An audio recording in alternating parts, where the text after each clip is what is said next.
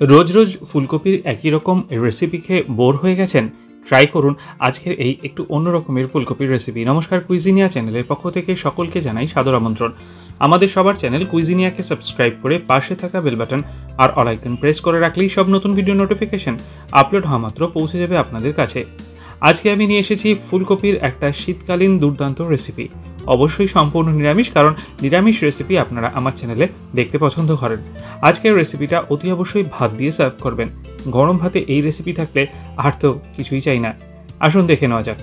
কড়াইতে নিয়ে নিয়েছি সর্ষের তেল। সর্ষের তেলটা ভালো করে গরম করে নিয়েছি। রান্নাটা অতি অবশ্যই সর্ষের তেলেই করবেন। 1/4 টিস্পুন কালো জিরে ফোড়নের জন্য দিচ্ছি। ফোড়নটা গরম হয়ে গেলে একটা মাঝারি সাইজের ফুলকপিকে আমরা একটু বড় বড় টুকরো করে কেটে দিয়ে দিয়েছি। যেহেতু এখন ফুলকপিটা বাজারে নতুন ধরনের পাওয়া যাচ্ছে, তাই আমি এটা ভাপিয়ে নিয়ে নিই। আপনারা চাইলে একটু ভাপিয়ে জলটা ফেলে দিতে পারেন। এবার ফুলকপিটাকে মিডিয়াম টু হাই ফ্লেমে 2 মিনিট সময় নিয়ে হালকা করে ভেজে নেব, যাতে ফুলকপির গায়ের কালারটা জাস্ট একটু চেঞ্জ হয়। 2 মিনিট ফুলকপিটা ভাজা হয়ে গেছে। এরপর এতে দিয়ে দিচ্ছি দুটো বড় সাইজের আলুকে এরকম লম্বা লম্বা টুকরো করে কেটে। আলু ফুলকপিটাকে মিশিয়ে আবারও মিনিট 2 সময় নিয়ে মিডিয়াম টু হাই ফ্লেমে আমরা এখানে ভেজে নিচ্ছি। চাইলে আপনারা এর মধ্যে মটরশুঁটি দিতে পারেন, আমি এটাতে মটরশুঁটিটা ব্যবহার করিনি। ফুলকপি আলু 2 মিনিট করে ভাজা হয়ে গেছে। এরপর প্রথমেই এতে দিয়ে দিচ্ছি স্বাদ অনুযায়ী নুন। নুনটাকে দিয়ে আরও একবার নেড়ে চেড়ে মিশিয়ে নেওয়া হলো। নুনটা দিয়ে মিশিয়ে নেওয়ার পর এখানে আমরা দিয়ে দেবো ড্রাই স্পাইসেস।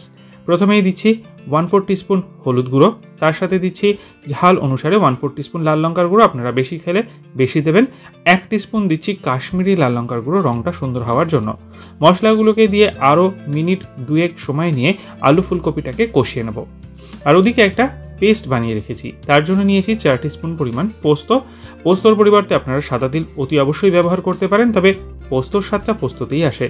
4 টিস্পুন পোস্ত আর তার সাথে 2 টিস্পুন পরিমাণ সাদা সর্ষে। কারোর ইচ্ছে হলে 1 টিস্পুন সাদা এবং 1 টিস্পুন কালো সর্ষেও ব্যবহার করতে পারেন। দিয়ে প্রথমে আমরা এইগুলোকে শুকনো অবস্থায় গুঁড়ো করে নেব। আর তারপর এতে দিয়ে দিচ্ছি সামান্য একটু নুন, যাতে সর্ষের তেতো ভাবটা কেটে যায়। একটা কাঁচা লঙ্কা আর 1/4 কাপ পরিমাণ জল নিয়ে একটা মিহি পেস্ট এখানে আমরা বানিয়ে রাখছি। আমার মিক্সি জারটা পারচেস করতে চাইলে ডেসক্রিপশন বক্সের লিঙ্ক আছে, ওখান থেকে আপনারা ডাইরেক্ট পারচেস করতে পারেন। কাঁচা লঙ্কা দিয়ে সর্ষে এবং পোস্তর যে পেস্টটা আছে সেটা এর মধ্যে আমরা দিয়ে দিলাম। দিয়ে আবারও মিনিট খানেক সময় নিয়ে একটু কষিয়ে নেব। আর তারপর মিক্সির বাটিটাকে ধুয়ে 250 থেকে 300 মিলিলিটার পরিমাণ জল আমি দিচ্ছি। আমি এখানে একবার ভিডিওটা দেখিয়েছি, আমি কিন্তু পরে আরেকটু জল দিয়েছি। জলটাকে দিয়ে ভালো করে নেড়ে চেড়ে মিশিয়ে নেওয়া হলো। একটু 1/4 টিস্পুন চিনি অতি অবশ্যই অ্যাড করার চেষ্টা করবেন, যদি কোনো শরীর সমস্যা না থাকে, কারণ চিনি দিলে স্বাদটা ভালো হয়। 4টে কাঁচা লঙ্কা দিয়ে একটা ঢাকনা চাপা দিয়ে মিডিয়াম ফ্লেমে 8 থেকে 10 মিনিট আমরা কুক করব। ফিরে এলাম 10 মিনিট পর। ঢাকনাটাকে ফাইনাল খুলে নিলাম। জলটা কিন্তু একদম শুকিয়ে গেছে, ঠিক এইরকমই কিন্তু জিনিসটা হবে, মাখা মাখা, ঝোল কিন্তু ভালো লাগে না। এবার আমরা একটু চেক করে নেব সেদ্ধ। হ্যাঁ, একদম ঠিকঠাক সেদ্ধ হয়ে গেছে। নামাবার আগে দিয়ে দিচ্ছি কিছুটা পরিমাণ কাঁচা সর্ষের তেল।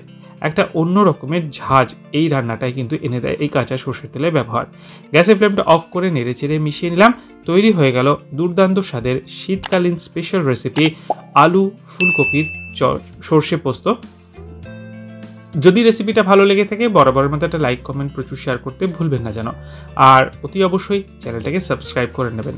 যারা চ্যানেলটাকে সাবস্ক্রাইব করেননি, অনুরোধ করবো চ্যানেলটাকে সাবস্ক্রাইব করে সাবস্ক্রিপশনের বাটনটা টিপে অল নোটিফিকেশনটাকে অল করে দেবেন। সবাই ভালো থাকবেন, সবাই সুস্থ থাকবেন। আর হ্যাঁ, আমার নতুন চ্যানেল লাইফ ইজ প্রেশাস গল্পের শিকালে কাল চ্যানেল দুটিকে সাবস্ক্রাইব করতে ভুলবেন না যেন। আজ এই পর্যন্তই, নমস্কার।